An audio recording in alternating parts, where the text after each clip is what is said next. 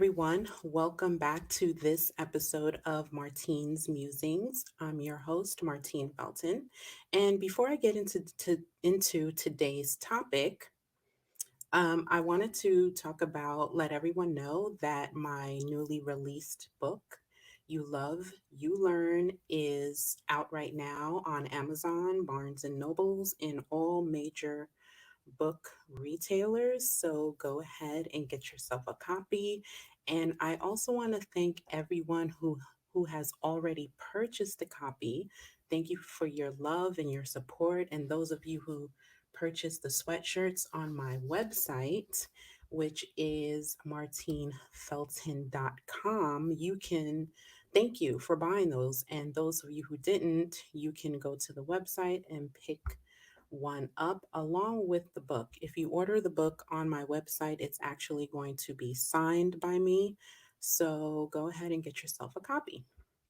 So, my guest today is Ishala Wayshower. She is a an energy healer, a interdimensional psychic, soul whisperer, and divine blueprint architect. And we're going to get into what all of that means, but we will bring her in right now. Hi, Ishala. Hi, Martine. Thanks for inviting me to come and share this space with you. Yes, you're very, very welcome. And And can oh, I start to say congratulations on your book? oh, thank you, thank you. I, I thought that had mentioned it to you that I I didn't. I've been following you. Obviously, we follow Yeah. each other on social media, so I saw that come up. So I know it's a great time to be launching things. Kind of in that energetic alignment. It's all about us really stepping forward. Hmm. Amazing to witness that and your greatness unfolding.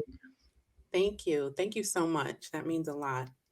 My pleasure. So, tell us a little bit about who you are and what you do and who you are as a divine blueprint architect. Yeah, thank you. Interesting question, isn't it? Who are we?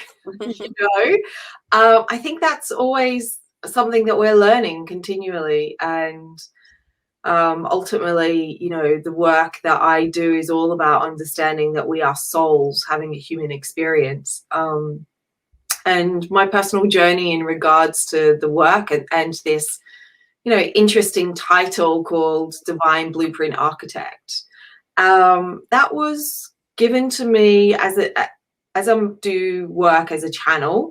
So my guides gave me that title when I was doing energy healing work, and I was working with clients. I knew I was no longer doing what I would call normal energy healing. Hmm. I was they were asking me to change timelines and tweak blueprints and all kinds of things like that across different dimensions and realities.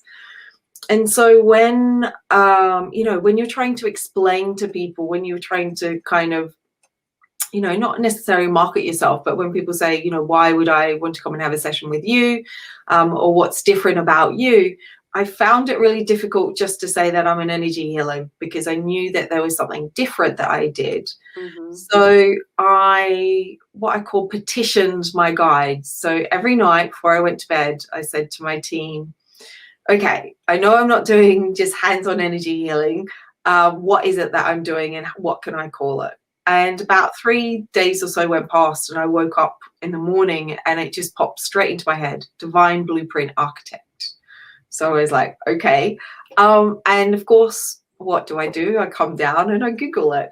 And I found that there's a few people that kind of were going under this name.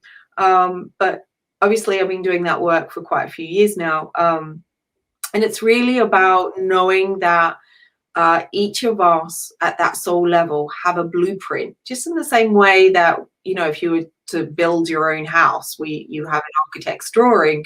It's the same with our soul. And it holds every single experience we've had similar to what people would equate with the Akashic records. But Yes. to me, I see that really almost like a spider's web. So every single experience impacts who we are, even in our human experience. Mm-hmm. Um, and kind of the healing work that I do is we really look at the root cause, and it's not necessarily say it was a childhood trauma. Maybe that childhood trauma is sitting on top of something else. So that's what we do. I work with my team. They're a team of spirit guides, Mm-hmm. and they showed me that they sit in the higher dimensions, and they sit around a glass console table. And it kind of, I don't know if you've seen that movie Minority Report. Yes. Yeah. Okay, and do you know how they had the glass and they would move things Yes. around? Yeah. Something similar like that. Wow. And it's just clear glass that they show me, but this is how they access. And there's, depending on who I'm working with, um, Mm-hmm. that they have specialists in the team who would bring through the information. And so I'm kind of like the human counterpart of their team. So I sit Mm-hmm. here and they just give me all the information. So I always say that I'm a facilitator. I'm not necessarily a healer, and that it's you that holds all the information and all the answers. And my job is just to kind of use my team as the between your soul and your human experience. So That one is thing that, so cool.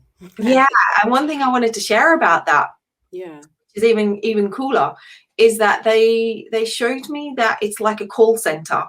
So do you know, like, say, do you guys have call centers in the States, right? So it's Yeah. normally one big open room and lots of people are there with their headsets on. Mm-hmm. Mm-hmm. And they showed me that there was mine that was all lit up. So it was like I was on, my team's online, and there was a few others, but they showed me there are literally hundreds and hundreds of other teams that are still waiting to get online. So that tells me and gave me the information that there's lots of us who have this ability. We just haven't yet hooked and connected into Not our team. online yet. Yeah. Yeah. I definitely can resonate with that because I know that I have abilities, maybe not as extensive as that, but I just can't seem to get online with them yet. Yeah, well, I think we were going to talk about that if you Yeah. were open to have that, to see if I could facilitate and help a little bit. Yeah, I'm definitely open.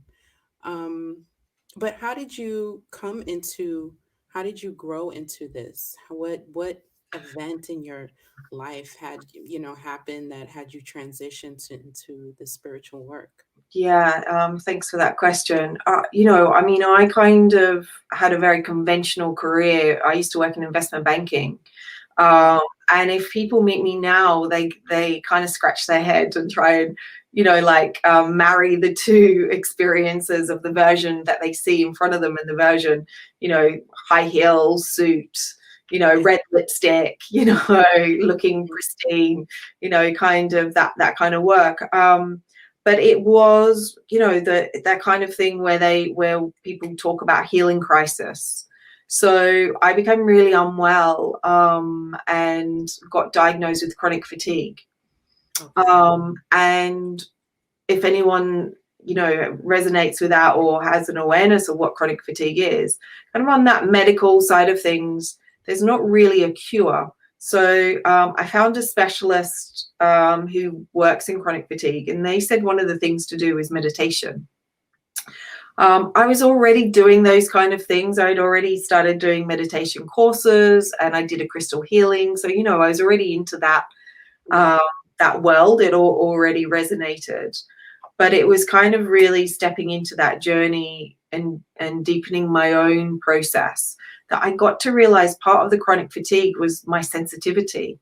I didn't realize I was an empath. I didn't realize how sensitive Oh, I was to energy. And yes. here I was, at the time I was working for a boutique fund manager, very high net worth, but a lot of unhappy people in that environment. And I was just absorbing everybody's negativity, everybody's unhappiness.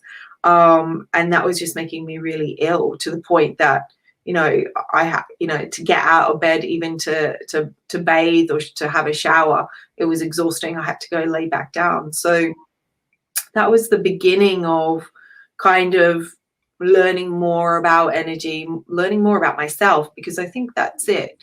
I think we all have, as you, expressing, that you've got these connections, but how do you Mhm. work with them? So, Yes. Wow. That I'm so sorry. Well, it started off like that for you, but it definitely worked out, right? well, and sometimes, I mean, I see this also in doing readings and sessions. Some of us have to learn that way. Hmm. Some of us, the universe gives us those little, nudges, and we don't listen to them. So, and there's a parable. I don't know if you've heard about the one. I'm not going to say it word for word, but it's the idea that, someone's out in the ocean, and their boat starts to sink, and they're like, God, or the divine, help me, Hmm. and anyway, a lifeboat comes along, and the man says, no, no, God's coming, I don't need the lifeboat. Okay, the lifeboat comes. The next minute, he's struggling in the water, and a surfer comes by. Do you need help? No, no, God's going to save me. Right. That goes by. The whale comes by, says, oh, I can help. No, no, God's going to save me. He Hmm. gets to the pearly gates, and he says, God, what happened? Why didn't you save me? And he said, I sent you the lifeboat, I sent you the surfer, and I sent you the whale. you know Listen. right? So sometimes the it's there, it's just that we don't interpret it in the right way. So Yes. And that's how it feels for with me. I know that it's there. I just don't interpret certain things as spirit communication because I'm just not used to it. That type of communication. Trying to be a lot more open and in my body and just recognizing things yeah, will come and kind of like when I ask my guides a question, a lot of times I would sit there and wait for a response and I'm like, Martine, they're not going to answer it like right now. They're not going to come through the door and answer your question. no, isn't that so frustrating? Yes, but I get answers. I get them a couple of days later. Through synchronicities, signs, songs, wherever I show up, that's I know that that's where they are, So I've learned that part at least. Yeah, yeah, and I mean, that's the same for me. I know there are people that can sit and have a complete conversation, and I can readily do it for other people. Mhm. It doesn't come, it comes the same way as you experience for myself. Mhm. I ask, it's kind of, in that inner dialogue, that kind of telepathic communication, show Yeah. me the way, or, show me a sign. And, it's just being aware of when that song comes on, you're like, oh, yeah. You know, Mhm. I mean, Mhm. today I was sitting having breakfast, and I was mulling over something, and I was kind of, I always kind of having this inner dialogue, and I put the radio on, and it was, Bring Me a Higher Love. So Oh. yeah, and I didn't even, it took me a minute or two to realize that was an answer, or that was, a message, because I Mhm. was like, yeah, I really like this song. And then I was like, oh gosh, yes, thank you. Mhm. You know, um, because it's just that, it's just holding that awareness, isn't it, all the time? Yes. And the subtlety, because it's so subtle, isn't it? That energy. It's They are very it's very subtle. It's very subtle. But yeah, like I said, I'm starting to, really become aware of the little subtleties and things. So, what would you say are the benefits of your work? How does it really helped people to learn about, their soul's blueprint. Yeah. So what normally happens, clients, I have clients ranging, from young to up until my oldest client has been 86. And what's your youngest? Well, I do get people, maybe to ask for support with their newborns, or, maybe they, maybe the newborn's unsettled and they just are, just ask me to check in. And I'm just like, okay, they're high frequency. It's the first time they've been in a human body, just, give them lots of love, lots of reassurance. And it's the same as, this idea that, babies obviously can't communicate with words, but they're very good at communicating telepathically.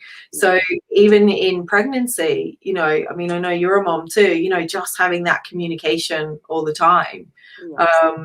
Yes. You can build that telepathic communication when they arrive, and so you can really follow that the gut feeling, especially if you're first time mom. I think that sometimes we second guess, or we think, oh, other people know better than we do because they've been there and done that. Mm-hmm. But I'd always, really encourage people to follow their intuition and follow their gut feeling. That is telepathic communication. Now that you said it, I just realized that gut feeling, that mom instinct that you have with the baby when it's born, I didn't even realize that was telepathic communication, but it is. Wow. Yeah, because don't forget, they're so used to communicating that way. Language for us is so slow in a way, like, and I in sessions, my team will give me information, whether it's a scene, it's words, it's feelings, and it happens like that. And then I'll spend 10 minutes explaining it to my client, right?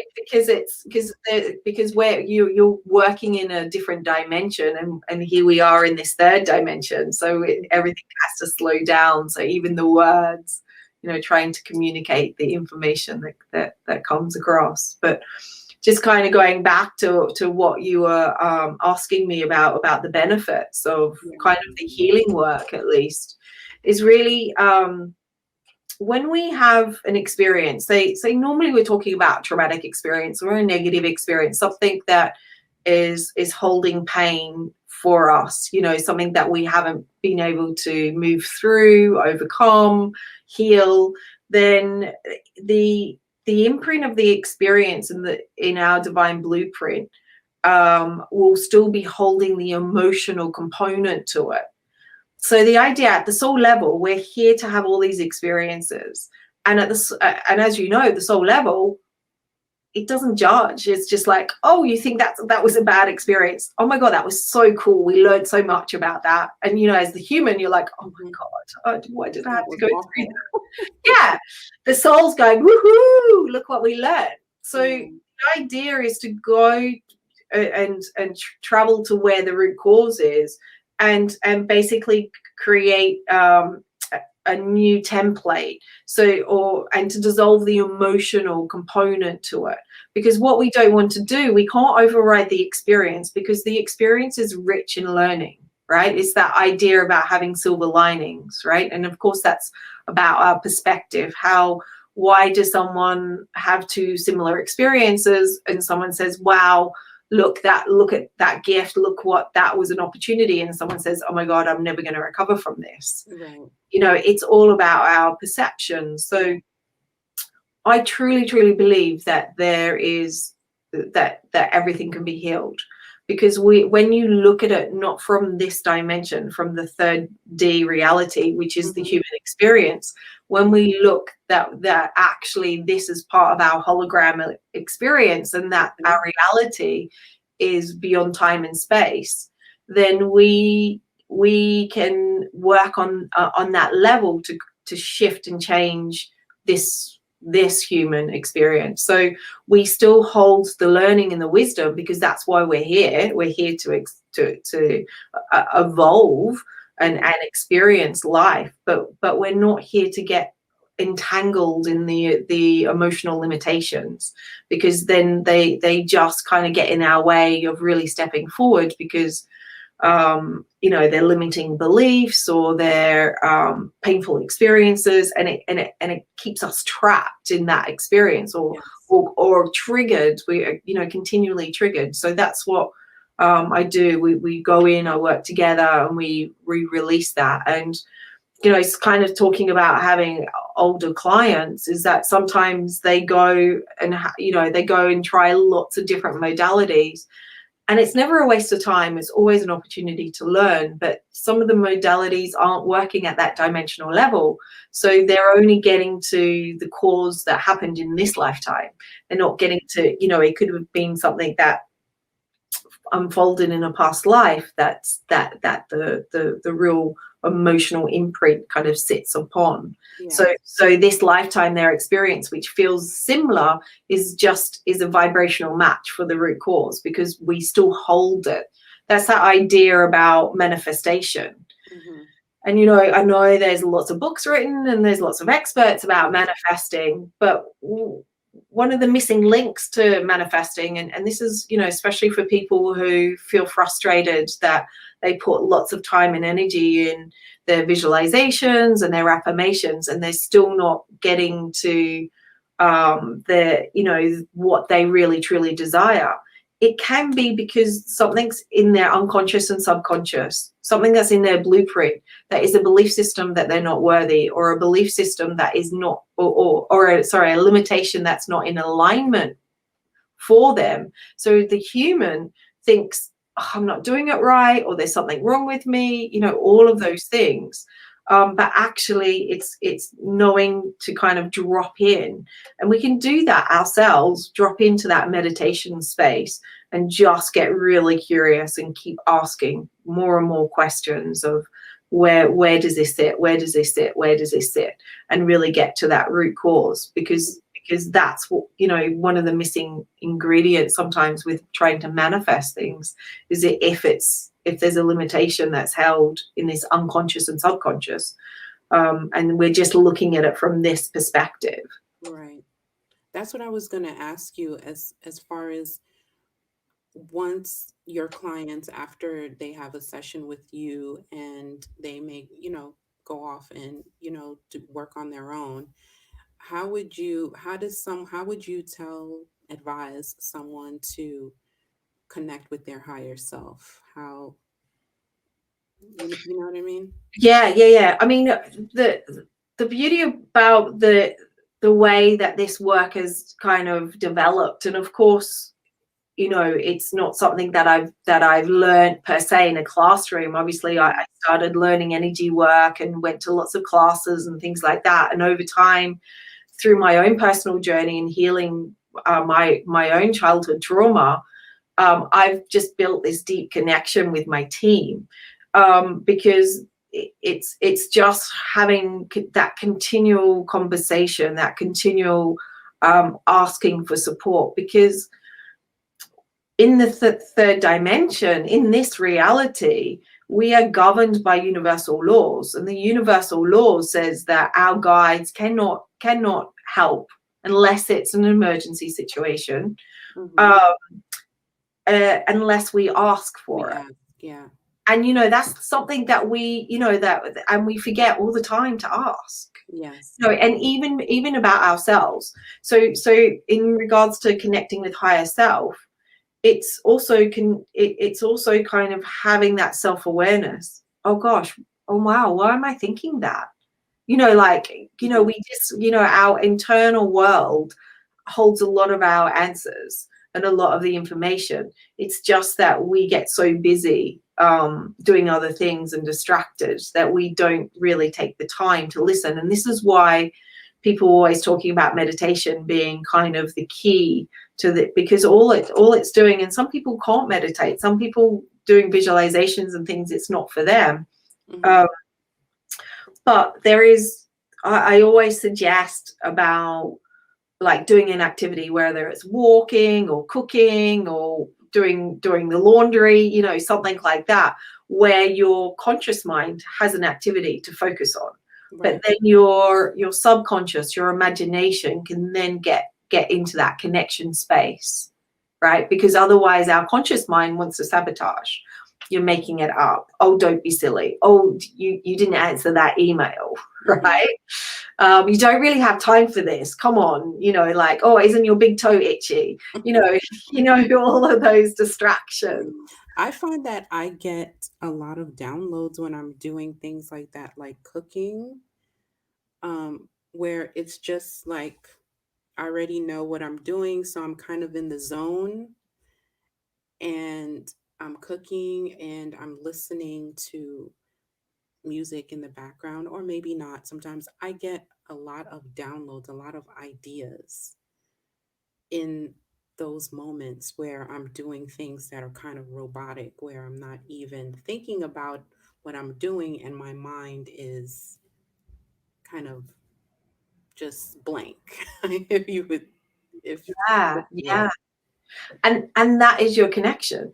That's your higher self. Yeah.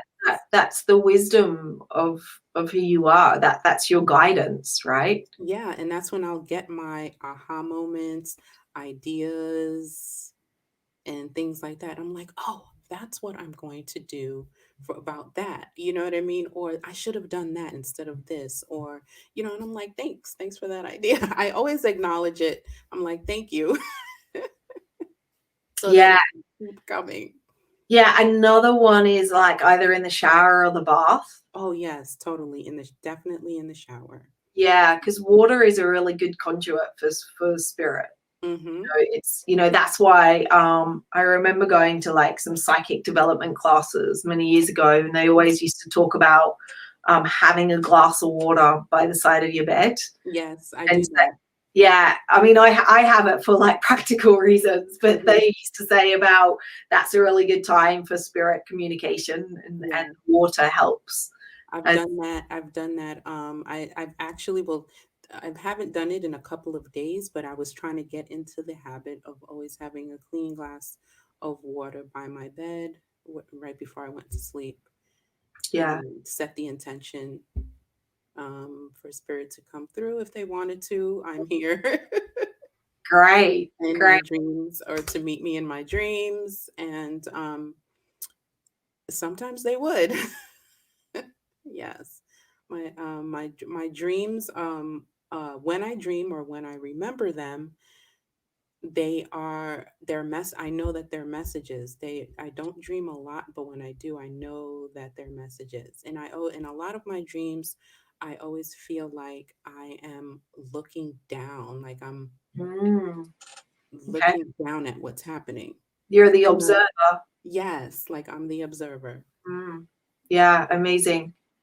Great. So in that type of dream, you know that it's not really a dream. It's an experience that you're having. And Yes. yeah, yeah. And the other thing about dreams is that a lot of the time they're symbolic. So like get onto the Google, get typing symbolic meaning to that, to this. And one of the things I always like to share and to teach people is to become their own detective. Mm-hmm. So that's what I was saying about like don't just dismiss that, because people do that all the time. Oh, I had this dream. Oh, I wonder what it means, and they dismiss it. Like get curious. Yes. Because I think a lot of people feel frustrated because they're like, oh, I'm not sure if my guides are there, or I'm not sure if I'm really having a spiritual experience. But we so easily dismiss things, and we don't really sit with them long enough. Like Mhm. get curious, ask loads of questions. Why am I reacting that way? Why, when I had that dream, did I wake up feeling really exhausted? The Yeah. thing is we like to tell ourselves stories about why we're having certain experiences. I'm Mhm. saying get rid of the stories, because they are stories. Get to the truth. And how we get to the truth is, it has, because this also came up in a session with someone who'd never done this kind of work before. He was in IT, so very tech, very, like cerebral in his thinking. And Mhm. a lot of the times I'm asking people to visualize and imagine.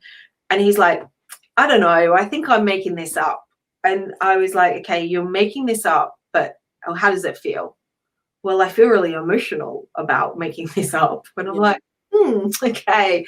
Well, you're So not making it up. yeah, because otherwise it's just a story. I could Yeah. tell you a story and you could have empathy and compassion Hmm. if that was warranted, but you're not going to really feel the emotion unless it's an alignment or it's hitting up against something that Hmm. resonates within you. So if you're imagining something, how does it make you feel? And this is also what I say if people are having spiritual experiences, especially if it's like extraterrestrial beings and things like that that feel really scary and out there. It's just like, Hmm. how does it make you feel? And Yeah. it's okay to kind of, if you were to, if you're clairvoyant and you wake up and you see something there, and to have that initial fright, because that's the human experience. But how does it then make you feel? Are you still feeling scared, or are you uncertain, or are you curious, or are you feeling a sense of peace? The feelings, when we work all of these parts, our brains have got an amazing part to play in our experience. Our feeling bodies, our emotions can guide us. Hmm. It's the where it's not just this idea about we need to experience life out there, Yeah. connecting up. It's all here. It's in here too. Yes. Yeah. And It's that's kind mostly internal. yeah, and also that's, if we're talking about the ascension process, this whole idea that we're evolving as human beings, and the earth is shifting vibration from the 3D density and the 5D higher Yeah. vibration. It's not out here, it's in here. Yeah. It's at the cellular level. That's why we're having such physical symptoms, feeling having exhaustion, and because we're trying to shift things at that cellular level to clear the density to bring in more light. Yeah. And we've got the solar flares coming in, and there's really strong astrological alignments that come in, and it's just going to get easier this year. I don't know how you've been feeling over the last week or so, but it's Last week during, I think I mentioned this to you or someone else. The last week during the full moon, I had headache.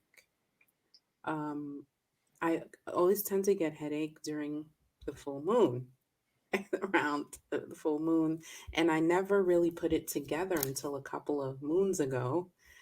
And I said, "Wow," because every time it's a full moon, I get like this, not a full-on headache, but it's like a migraine, like a tension headache, like at the back of my head or at one side of my head. And it'll last for about 2 days, and then it'll be gone. Now happens consistently. That was last week. Um, do feel an energy shift, uh, within myself, within um, me being more in my power, more putting myself more out there. And this is part of me doing video podcasts, is working on my throat chakra, and my third eye and crown and all of that, just working on the upper chakras, and just putting myself out there and speaking my truth, and putting my book out, and things like that, and being more creative. I found art as one of the things that I love to do now. I've always been into art as a kid. I'd love to go to museums, and always was into art history. And now I've started painting a little bit and art journaling. So I'm trying to find my creative expression and kind of let my energy flow that way. yeah, and also just to bring in joy and Yeah. playfulness, right? Yeah. Because we get so, even on the spiritual journey, we especially at the beginning of spiritual journeys, we think we got to tick all these boxes, Hmm. or change diet, meditate 3 times a day, yoga poses for half an hour, whatever that is. But Yeah. when we realize that we're always connected, we can always meditate, we can always have communication, but bringing in that joy and that lightness, and congratulations of because it does take courage to create. I know people are doing podcasts and video Mhm. podcasts and things like that, but Yes. that's being vulnerable and stepping out into that space. And Yeah. the more that we can really find and be in alignment with what we're here for at a soul level, the more that we get to change the world, right? Yes, definitely, definitely. And I know that I had an Akashic record reading about a year ago, and literally, it's resonated so much with me, and literally everything that she said to me is coming to pass right now. Brilliant. In terms of my book and what what they saw for me, because it's I always had a choice. They said, we see you doing this, we see this for you, we see that for you. And I don't know if it's because I heard them say they said that to me, or you know what I mean, but it doesn't matter at this point, it's happening. Yeah, but like you said, you had a choice, so you could have taken that information and decided Mhm. not to act on it Right, right. because it was maybe it was easier, or maybe it was uncomfortable to to step into that space, or maybe it was like, oh, I don't know if I can carve out the time. Like, I mean, to show up, it takes work. It's not. But it was also, I was already in that trajectory of writing and having a podcast and being sort of like a media in the media type world. So I was already on that trajectory, but was unsure.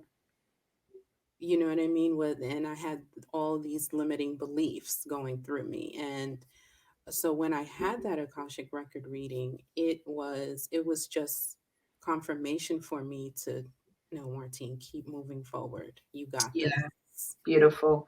Yeah. And that's the same thing as, I think we talked about doing soul readings as Yeah. part of my work. And that's exactly, the similar kind of thing that I do, because, a lot of the times I'm acting as a human voice to give confirmation of what people have that inkling to do, or it's a thought that's popped in, but they're not quite sure, is it the right path or not? And then Right. obviously, like your experience with the Akashic record reading, they don't know you. How are they Right. then all of a sudden saying this and this, and it's thoughts and feelings that you've had. So Mm-hmm. sometimes it's so beautiful to just get that confirmation and that Exactly. nudge or that support or the thumbs up of like, yeah, you're on the right path, keep going. Yeah. Because we need that, We really we do. we need that. Yeah. I think I know we're nearly at a close, but I think there was a story that I was saying that I wanted to share because, Yes, I was just thinking about the James Von Prague story. yeah, which is why I got to understand that I did soul readings, not psychic readings. So Okay. back in 2015, obviously James Van Prague. I mean, you and I know who that is. Some people Mm-hmm. don't, but he's a very well known medium, Mm-hmm. and he's kind of a wayshower in those regards, because Yep. obviously he was on TV many years, and really that first voice about mediumship. And he came to Ireland because I'm in the UK, even though I'm Australian originally. But Mm-hmm. he came to Ireland in 2015, and I just saw his course to do mediumship. Something I don't do, and I'm not a very good medium. So it's always something that I'm like, okay, I want to learn more about this. And of course, Mm-hmm. I've watched him and read his books and things like that. So I thought, it was a really nice privilege to go and train with him. And it was a week-long course. I don't know, maybe 100 people together, and everyone was doing these brilliant mediumship readings, and I would like shrink back in my chair going, oh my god, I'm useless at this. Mm-hmm. And then I think about the fourth day, I think it was like over 5 days. And the fourth day, he said, right, we're going to do psychic work. Who wants to come up on the stage and do a psychic reading? So Okay. I was all confident. I was like, me, because I know I can do this, right? I was going to like, I was having redemption. And so I got up and he gave me a little bit of guidance around things, and I picked someone out of the audience and started giving her a reading. Anyway, he was kind of looking at me, and she was nodding and she was in tears. And so, obviously I was like, okay, that's confirmation. I'm obviously telling her something that's Yes. relevant. But he was kind of looking at me a little bit strangely, and I kind of was like, oh God, am I doing something wrong? Or maybe I shouldn't have said that. And then I kind of finished what I had to say. And he said, you're not doing a psychic reading. And again, my heart dropped, because, I still wasn't very confident maybe in who I was and my gifts and things. And I was like, oh God, I thought I was a good psychic, and maybe I'm not. And he said, you are talking about her life from a soul perspective. You're not talking about her life from this reality. Because I was so then excuse me, that's when I understood that I was doing something called a soul reading and not a psychic reading. Yeah. So it was all about, what she was here for, what her incarnation was about, which is exactly the same as, what you're saying about the Akashic records. Just giving you that confirmation and that support. And it's really those things are really important, because I mean, for me, I've always, even in my younger years, I've always had a wanting, like a desire to do what I'm here to do. I don't know why at an adolescent at 12 and 13, I was thinking along those lines, but I was always wanting to do what I was supposed to do here. I always felt like there's more. There's more than, like, you know what I mean? Yeah. But that would give me confirmation that, like, you're here as that people talk about old souls, and it's not a term that I tend to use anymore, because I normally use more terms like starseeds, or light workers. So you're here knowing that you've incarnated to make a difference. Yes. So I kind of have this little strap line where I say, we're not here just to live life on earth. We're here to make a difference. And of course, that's not going to be true for everybody, but people that are tuned in right now, it will be true. People that are interested in this kind of work, it's going to be true.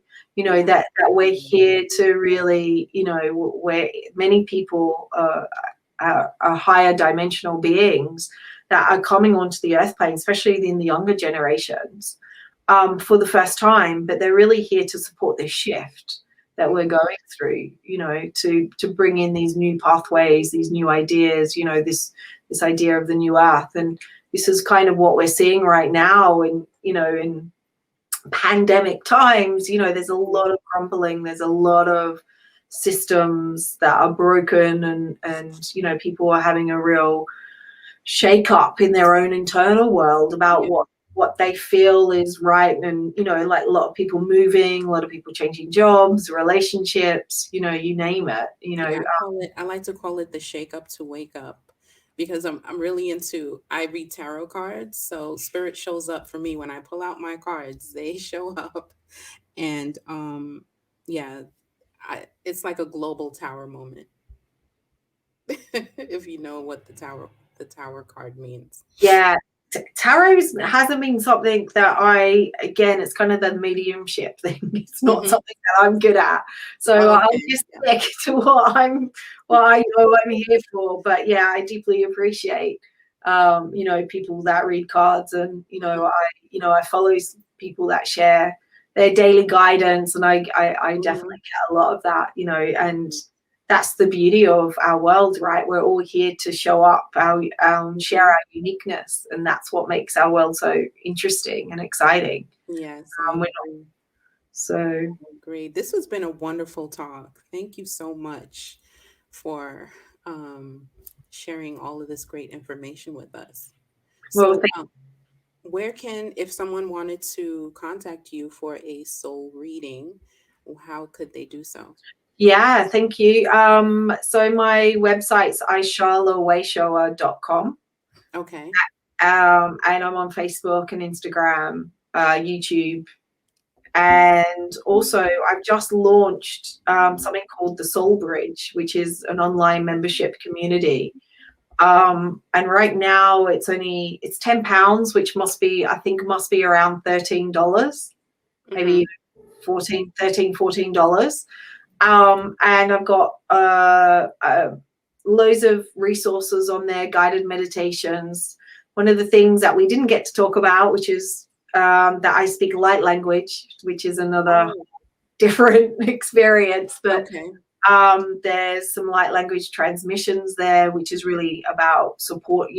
It's kind of how can I support people to the best of my ability, and this Mm-hmm. is what I've come up with. And so it's just for that short investment. And every week, every Wednesday, I do a live event, whether it's a channel meditation or the live Q&A, which is doing soul readings for people, just from a one question perspective. Okay. Um, and doing healing alignment transmissions. So this is kind of group healings.